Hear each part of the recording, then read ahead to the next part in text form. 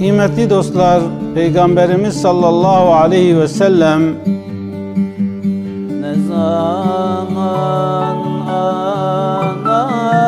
anarsam seni, İslam'da en hayır amazın hayradı babaya. ergin uykulardan, kör gecelerden, bir sabah gelecek kardan aydın. Ya Resulallah, duhu baran hat.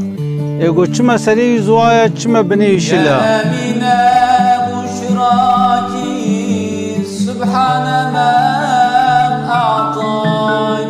Geli Müslümana sıbay aşureya.